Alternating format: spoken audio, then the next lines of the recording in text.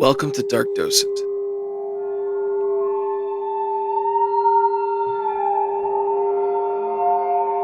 My name is Jake. Join me as I guide my friend James down the paranormal rabbit hole, attempting to prove the authenticity of a new case each week. Today's case, the Battle of Ape Canyon.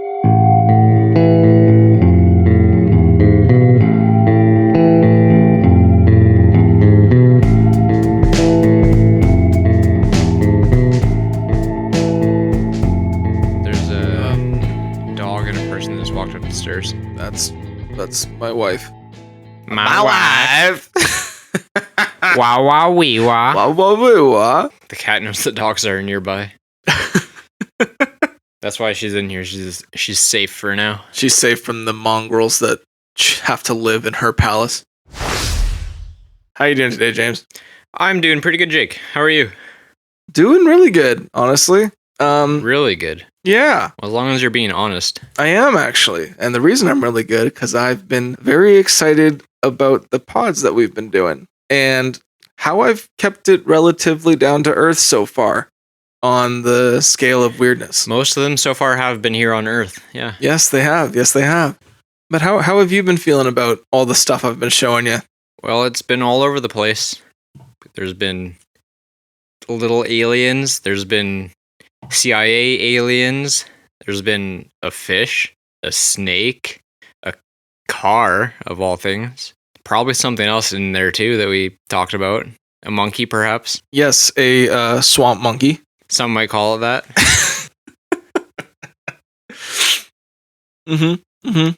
Yeah. I don't know if I'd call anything normal other than maybe the car crash. Yeah, okay, the car crash was relatively normal, and the snake was relatively normal. Just bigger. Just a big snake. Just a big snake. In a place that has big snakes. Yeah, so it checks out. That checks out.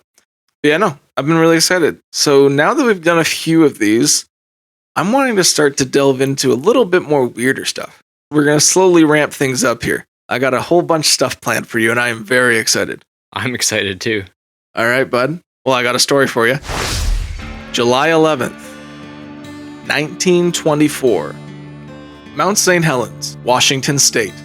It is the mid-afternoon, and 5 prospectors are in their makeshift cabin just along the base of Mount St. Helens. Those men are Gabe LaFive, John Peterson, Marion Smith and his son Roy, and Fred Beck. This is during a gold rush age in Washington. This is not far outside the town of Kelso, which was known to some of the locals as Little Chicago. It was known for its ladies of the evening, its drinking, pretty rowdy town. These men have the same goal as everybody else. Make it rich off of the gold. And July 11th is like any other day. They head out, and they're going to their spot up in the mountains. As they're rounding the base of Mount St. Helens, they hear movement. They stop, and 4 bipedal hairy creatures emerge from a ravine in front of them. The creatures were 7 to 8 foot tall, and when they turned out of the ravine and saw the 5 men, they all stopped as well. Apparently a standoff occurred with the 5 prospectors and these 4 tall, hairy creatures, until one of them took a step forward and roared at the group of men. The men instinctively jumped, and one of them, Fred Beck, pulled his rifle off of his shoulder and fired 4 shots at the creature. The creature fell back into the ravine, causing the rest of the creatures in the group to start hollering.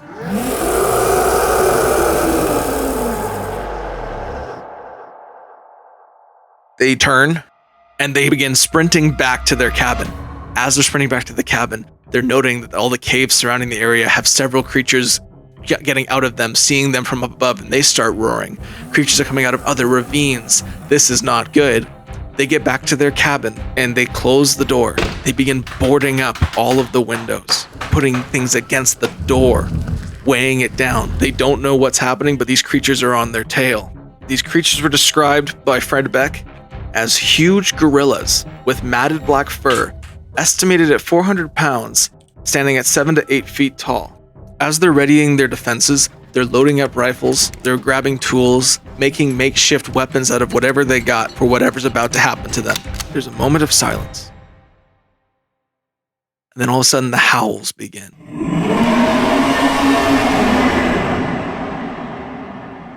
And large impacts begin hitting the side of the cabin, attempting to break down whatever boards they have up against the windows and whatever they have against the doors. The impacts are heavy, and the men are genuinely afraid that something's going to break through. And eventually, something does. A hand breaks through one of the windows, swinging wildly, attempting to get inside the cabin. Roy Smith grabs an axe and attempts to fend off the beast, but the beast just swats him away like a fly swatter, throwing him against the wall.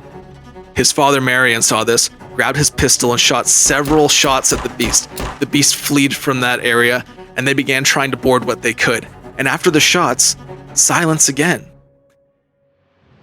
Then they felt a massive blow to the ceiling as a boulder flew through the roof.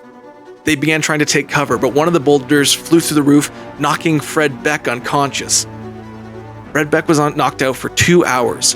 When he came to, the men are behind whatever furniture they could have.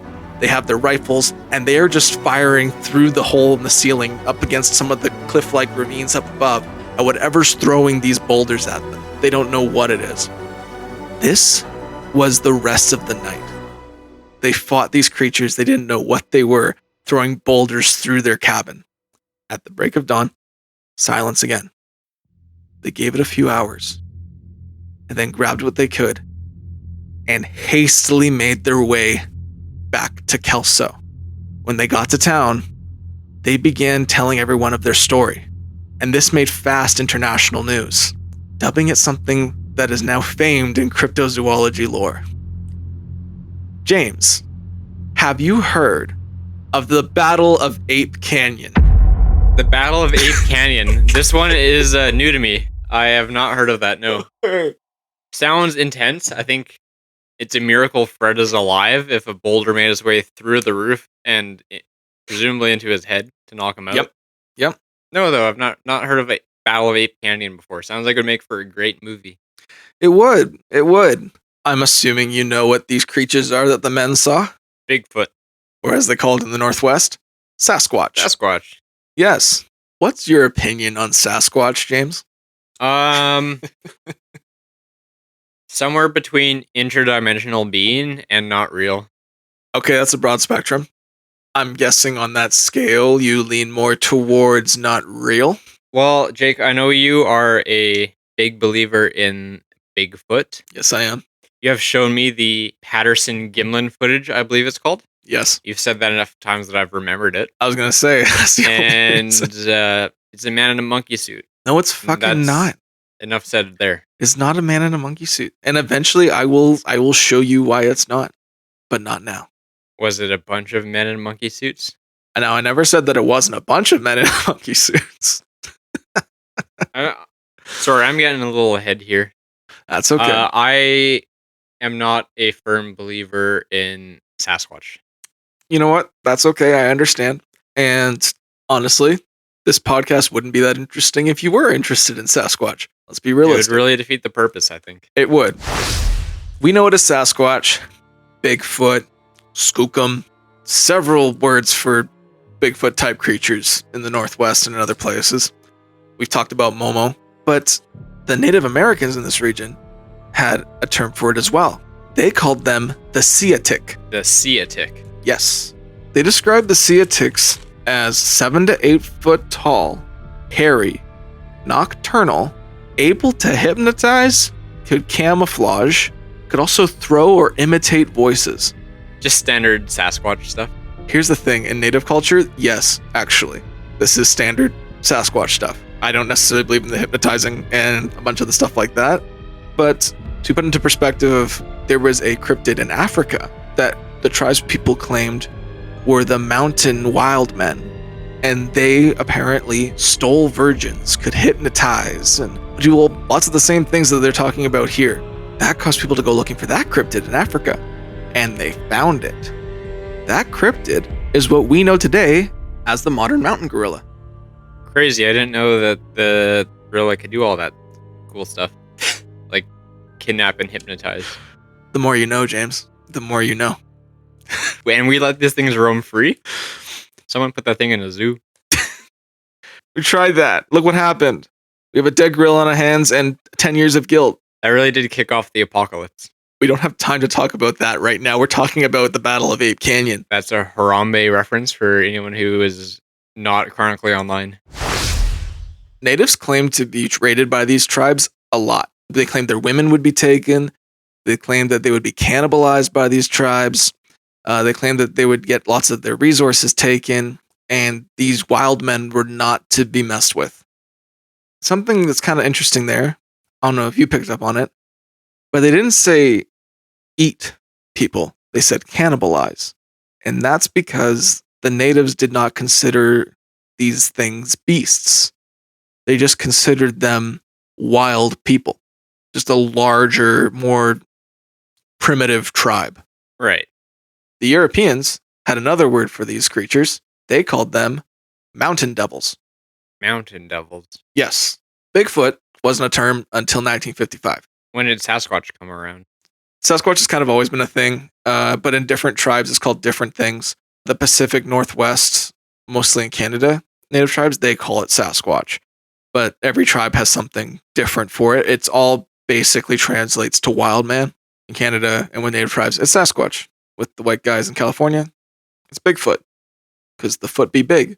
Say less. Pretty straightforward. Lots of the miners in this area and lots of the people in this area did know about these things.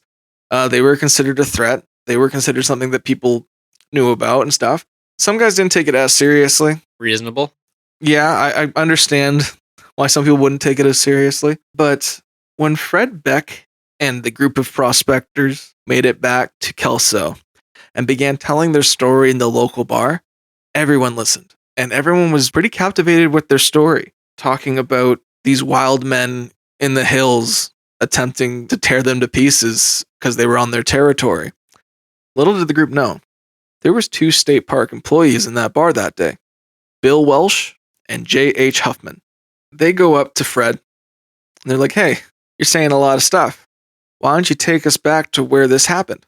Because they figured either he's lying, or he killed someone, and he replaced Native American or prospector with Bigfoot. Does Fred have a big dent in his head from that boulder? Fred did have an injury. Yes, that lined up. If I got hit in the head with a big rock, I might be a little confused. That's true. Yes, I understand that. But the rest of the group also corroborated his story. They were saying the same thing, that all these wild men were attacking their cabin, throwing boulders, breaking through the windows, and they all said, yeah, no, they did shoot one. Have you ever heard any stories like this before about Sasquatch? No, nothing like this about Sasquatch.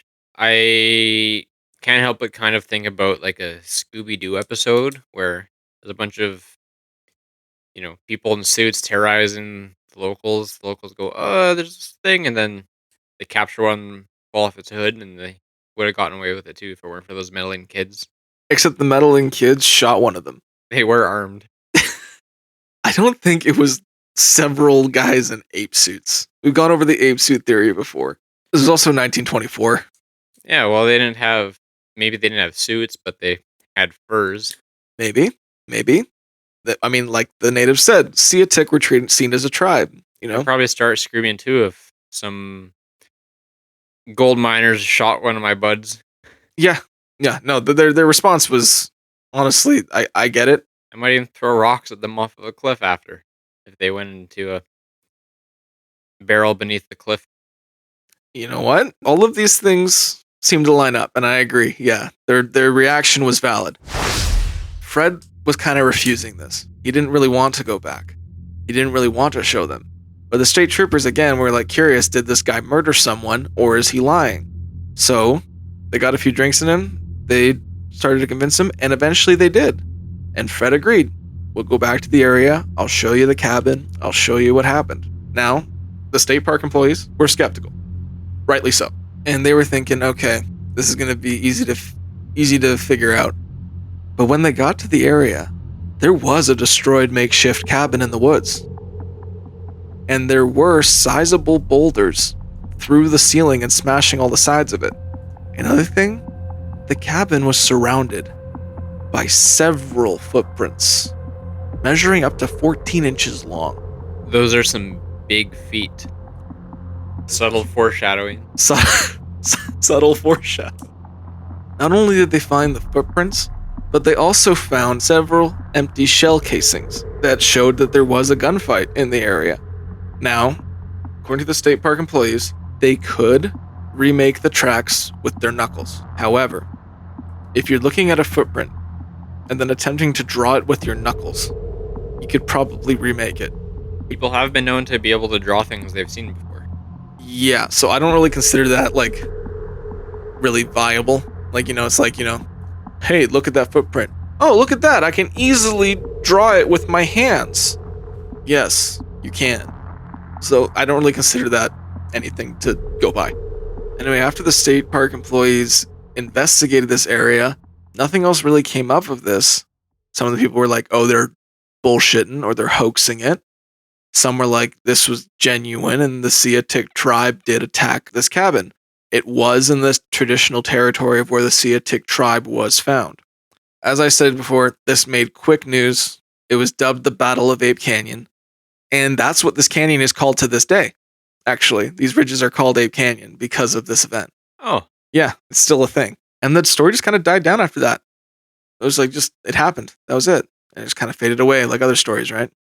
What do you think about this whole story that I've told you? What do you think? What's going through your mind? I'm just wondering if it was people dressed up in a bunch of furs that they had, and maybe they thought, oh, we'll prank these guys, or maybe we'll try to scare them away, maybe, get them off of the land type thing. Start a whole rumor or story behind a monster. Maybe it'll help drive people off. Then it quickly became a gunfight, and then maybe revenge after that, after they shot and killed a guy. Mm-hmm. And threw a couple rocks through a easily targeted cabin. Yeah, but I'm sure there were some tensions back in the 1920s. There was. The thing is, these rumors of the monsters or the tribe, the Sasquatch people in this area, went back thousands of years. Like, they wouldn't be this was a thing before white guys even came to the Americas. So this is a known place for this tribe already. Also, they weren't described as people. They were described as, to quote Fred Beck, as huge gorillas with matted black fur, estimated at 400 pounds, 7 to 8 feet tall. They were also described earlier as cannibals, and I'm sure there were black bears in the area that could provide big matted black furs.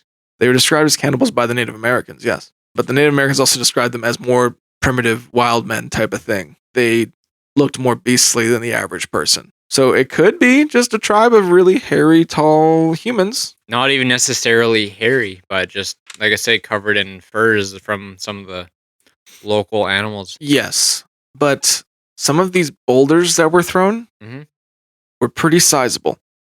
Like, they weren't described as rocks. They were described as actual boulders. Now, sorry, was this cabin, like, beneath a cliff or a bridge or something? Like, could they have just been rolled off? Not from where they were. So the cabin, I'll kind of give you a picture of the area. It's hard to find pictures of the area. It's hard to get an actual picture of Ape Canyon, but I can show you what it looks like today. They didn't have drones back in the 1920s to take photos? Unfortunately not. This is what Ape Canyon looks like today. Significantly more canyon than there are apes in that photo. I'm sorry to disappoint. So it's kind of like ridges going up the side, but it kind of plateaus kind of near the middle, near the bottom. Mm-hmm. And there's a point where it does kind of come in close, but their cabin was apparently more in the open side. Right. It's not just sheer cliff faces type canyon. It's more of a valley between mountains, almost like comes down to a inverted point. Yeah, and the thing is also the area there is points where it does get close, like an actual canyon. Yeah, but where their cabin was, it wasn't in those areas. So the boulders had to actually be thrown. Right. Okay. I have an artist rendering. I know how much you love those. If you want to see that, I would love to see it. It's actually a really cool painting. A bunch of ripped, hairy dudes throwing rocks at a cabin. Those are some yoked apes. Yep. Tossing boulders entirely too far. Although it is a painting. It may have been dramatized a tad. Perhaps. A very good painting, though. I would like to see that up on the wall. I actually really like that painting. I should get that printed to put it up very well here. done. I should put it up in here somewhere. It would be cool. So to go back to what your initial argument is no. So these couldn't just be rolled off down into the Not just dropped from directly above. no. And these were definitely thrown to the center. There was some range that it had to be thrown. And these were they did say the state park employees did say that these were quote sizable boulders. Well, you don't need a very big rock to be too heavy to throw onto a roof. No. And then through it. No. 30 years go by, and nothing really comes up of the story. It just kind of gets molded into the legend of Ape Canyon and the area of the Northwest until a story in the Seattle Times comes out with a claim that it was not giant wild men throwing rocks. It was a group of a YMCA troop. A YMCA troop? Yes, it was a quote YMCA troop. The group of these men claimed that they pranked the quote drunk miners by throwing rocks on their cabin while hooting and hollering on the cliffside. Everyone heard this story? They're like, oh yeah, okay. So it kind of confirmed these guys were lying. All 5 of the prospectors said, no, that's not true. And I was curious because when other people look at this case, they kind of say, okay, the YMCA troop says something. It's obviously a lie. And honestly, I don't blame people for thinking that. But I wanted to do some digging. So I looked up where this troop said they were camping. And they said they were camping. They said they were Clamping. clamp you. I'm gonna clamp you. You get the clamp. Oh no, you shot one of the troops. We're gonna clamp you harder now. You shoot the wild men. Oh, we're gonna clamp you. They were camping at a place called Camp Meehan. They did say this in the newspaper article, but they didn't say where this was. Camp Meehan, as the crow flies, is 10 kilometers away. Not only is it 10 kilometers away, but it's 10 kilometers away across a lake. Camp Meehan is on the other side of Spirit Lake, which is a big glacial lake.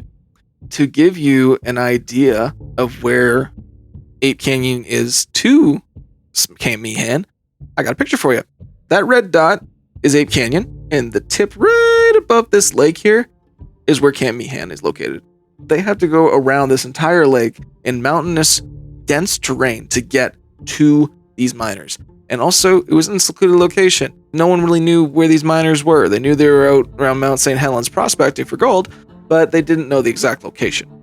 So I think the story is a little bogus. They also claimed that they threw the rocks at these miners. The boulders were way too heavy for a troop of just guys just to throw at these people. It was noted that this wasn't something that could just be thrown. They were sizable. And again, the miners all stuck to their story.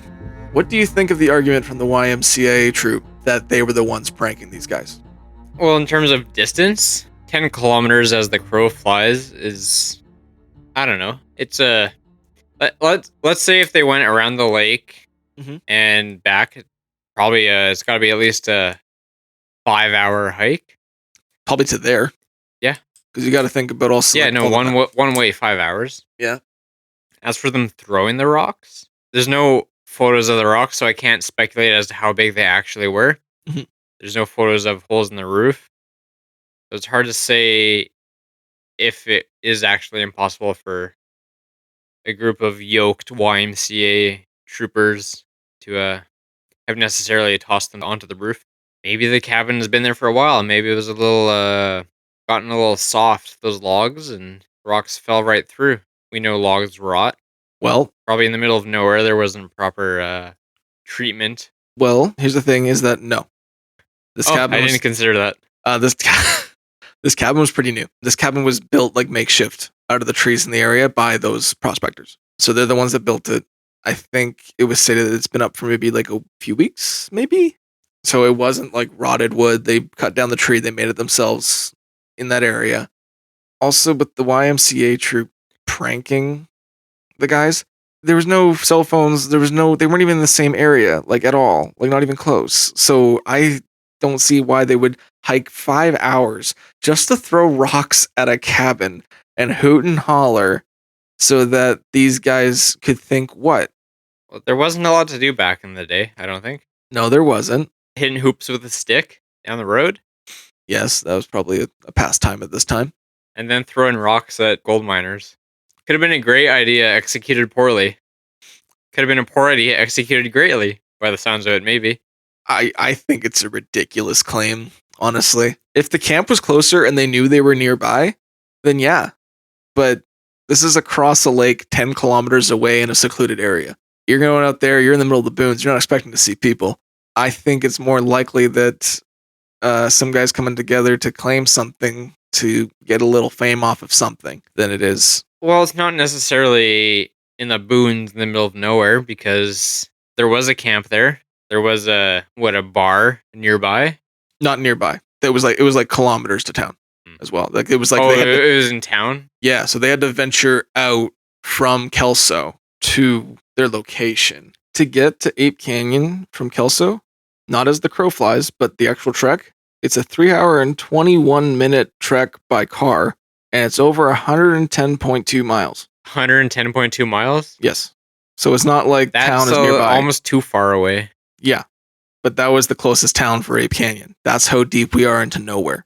The fact that there was a YMCA troop reportedly camping 10 kilometers away, about 5 miles away from Ape Canyon in the middle of nowhere to play a prank to waste all that energy doesn't make sense to me. Does not add up. And it's just some guy saying it in the Seattle Times. And he's saying it at a time when Bigfoot started to make a craze. So Bigfoot started popping up in the 1950s, reports of loggers in the California and Oregon area talking about Bigfoot. And then this story got brought up again. And I think it's just somebody trying to jump on it to get a little bit of fame as well. It's not the first time somebody has made a claim to hoax to get a bit of attention. So that's what I think. But what do you think? I don't know. Like, I can speculate until the cows come home, but yeah, they just seem like they kind of just chirped in one day and said, yeah, YMCA, pranksters in the woods, as they're known to be, I guess. To me, it doesn't hold up. That's just what I think. No. Doesn't mean that what the Fred Beck and those guys are saying is true. I just don't think the YMCA thing holds up. Anyway, but after this, yeah, no, all the prospectors stuck to their story. They still stuck to their story that happened. And all of them said, oh yeah, no, we think it's the Seatic tribe, or we think it's the wild men in the woods. But Fred Beck had another opinion of the wild men that he saw in the woods. Fred Beck has brain damage. Fred Beck believed that they were interdimensional beings.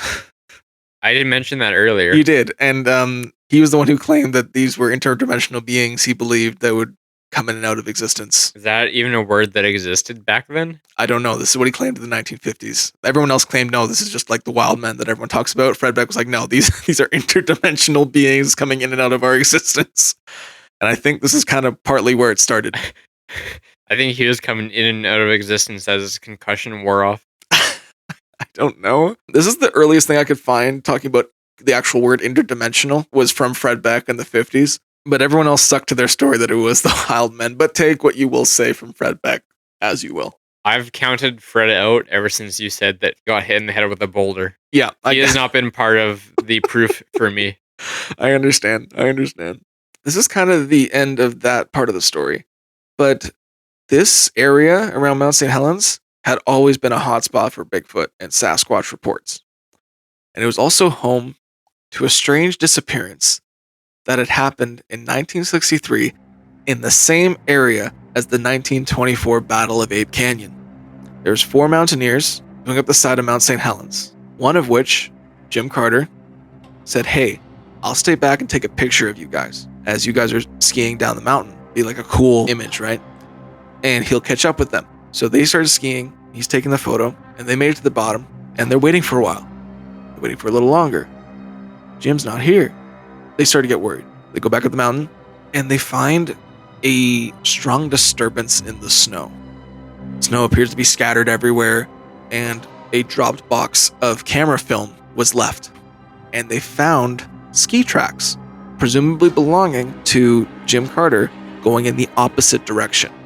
So they followed these tracks.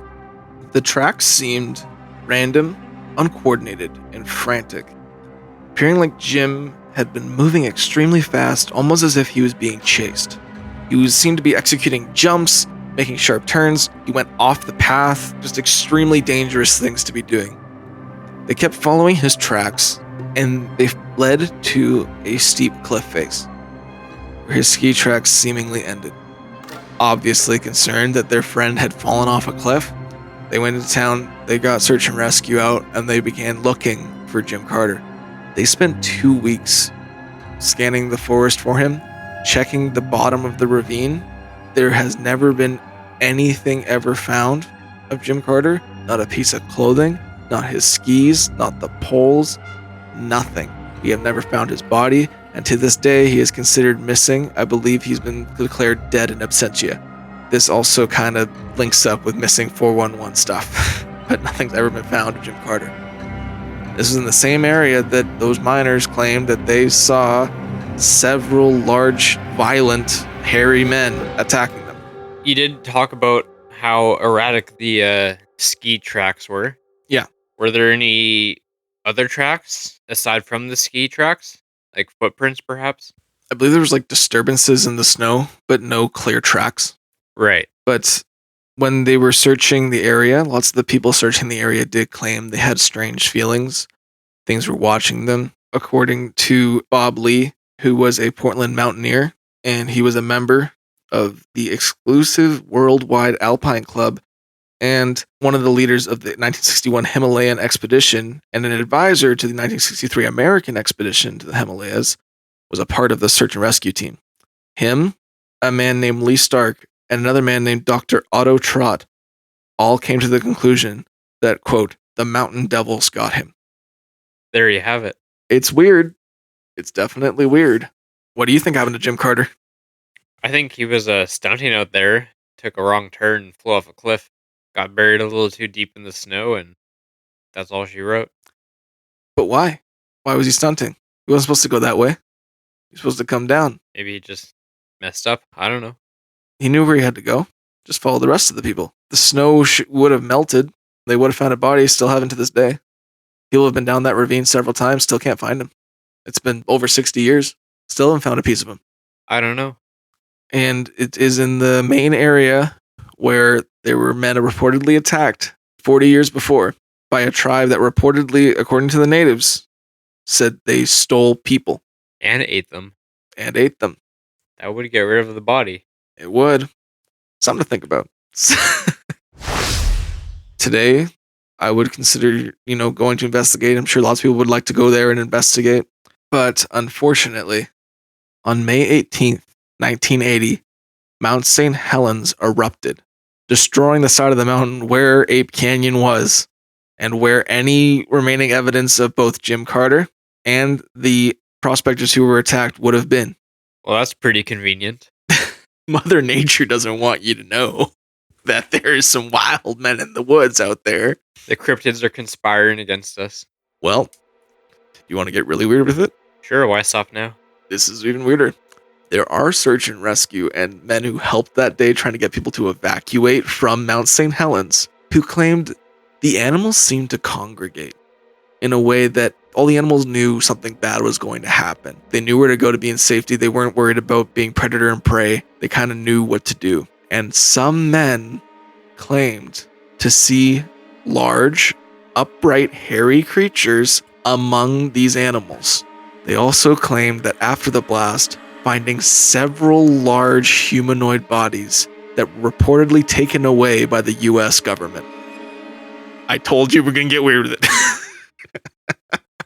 It always comes back to the US government. They're out to do something. They're taking our monkey men, and we don't know what they're doing with them. They're taking our Sasquatch. They're taking our dog men.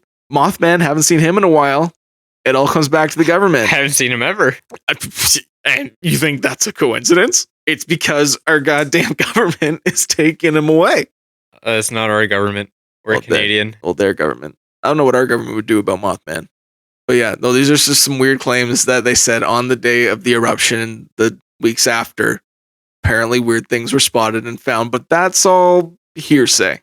And I want to focus back on the actual event of Ape Canyon. So with that, do you want to go to conclusions? If there's nothing else to present, let's go to conclusions. That's everything I got.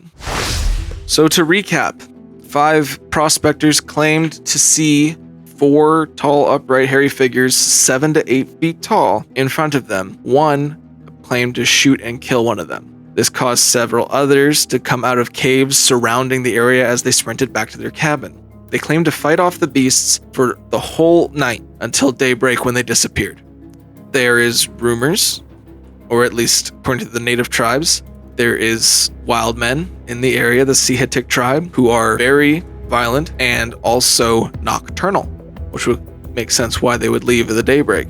When they went back to town, they told their story. The 2 state park employees, Bill Welsh and J.H. Huffman, convinced Fred Beck to take them back, to which they did find 14-inch footprints, several sets of them, and a destroyed cabin with, quote, sizable boulders against it and through it. This area is known for Sasquatch sightings. It's a very heavy area, middle of the boons. There have been other missing people in the area, including one in the exact same area about 40 years later.